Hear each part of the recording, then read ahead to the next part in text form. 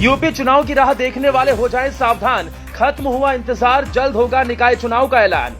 High court की फटकार के बाद सरकार ने किया ट्रिपल टेस्ट के फॉर्मूले को पार, सौंप दी रिपोर्ट, निकाय चुनाव का हुआ रास्ता साफ। निकाय चुनाव से पहले ही चुनौतियों से घिरे अखिलेश, मायावती ने किया तैयारियों को तेज, तो योगी की टीम फिर जीतेगी चुनावी रेस। यूपी निकाय चुनाव का इंतजार करने वाले तमाम दल और प्रत्याशियों का इंतजार अब खत्म होने को है। महीनों से लटके आरक्षण के मामले पर अब मुहर लग गई है। अब जल्दी शहर की सरकार बन जाएगी, जिसका इंतजार 2022 से ही किया जा रहा है। लेकिन हाईकोर्ट की तलवार ने इस पर ब्रेक लगा दी थी। राज्य की तमाम पार्टियां अपने अपने रणनीतियों पर काम कर रही हैं, कई तरह के प्लान बना चुकी हैं और अब बस इंतजार था उस तारीख का जब जनता अपने मत का प्रयोग करती। लेकिन ऐसा क्या हुआ था कि करीब 4 महीने बाद चुनाव कराए जाएंगे। दरअसल उत्तर प्रदेश के नगर निकायों का कार्यकाल दिसंबर में ही समाप्त हो चुका है।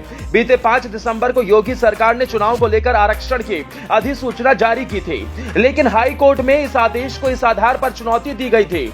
याचिका में बताया गया था कि आरक्षण तय करने में सुप्रीम कोर्ट से दिशा निर्देशित ट्रिपल टेस्ट फॉर्मूले का प्रयोग नहीं किया गया है, जिसको लेकर सरकार को हाईकोर्ट ने फटकार भी लगाई थी। लेकिन सुप्रीम कोर्ट ने यूपी सरकार को राहत देते हुए इलाहाबाद हाईकोर्ट के आदेश पर रोक लगा दी थी और कहा था कि ट्रिपल टेस्ट के आधार पर ओबीसी आरक्षण तैयार कर चुनाव कराएं।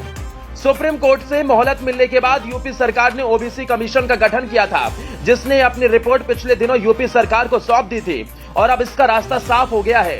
कैबिनेट मीटिंग में नगर निकाय चुनाव अधिनियम में संशोधन संबंधी अध्यादेश को हरी झंडी दे दी गई। 31 मार्च तक चुनाव की तारीखों के ऐलान होने की संभावना है। सीटों के आरक्षण को लेकर भी जल्द ही सरकार प्रोविजनल लिस्ट जारी कर सकती है, जिसके बाद कभी भी नगर निकाय चुनाव के लिए अधिसूचना जारी की जा सकती है। और इस बार ओबीसी को आरक्षण का लाभ ट्रिपल टेस्ट के लिए गठित ओबीसी कमीशन की रिपोर्ट के आधार पर दिया जाना है।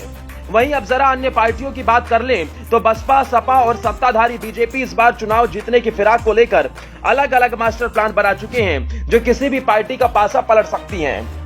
निकाय चुनाव में बीजेपी पहले भी जीत हासिल करती रही है। इस बार भी कुछ अलग प्लान कर बीजेपी ये चुनाव अपने नाम करना चाह रही है। दरअसल 6 से 14 अप्रैल के बीच ओबीसी मोर्चा का प्रदेश पदाधिकारी कार्यकर्ता 5 से 10 गांव में घर घर चलो गांव चलो एक बड़े अभियान को शुरू करने वाला है, जिसके माध्यम से गांव गांव जाकर बीजेपी पिछड़े अति पिछड़ों से जुड़ेगी और ये बसपा सपा की मेहनत पर पानी फेर सकता है। मायावती भी इस बार निकाय चुनाव को लेकर बेहद गंभीर हैं और लगातार प्लान बनाकर उसे धरातल पर उतार रही हैं और अपनी खोई ताकत को वापस लाने में जुटी हैं।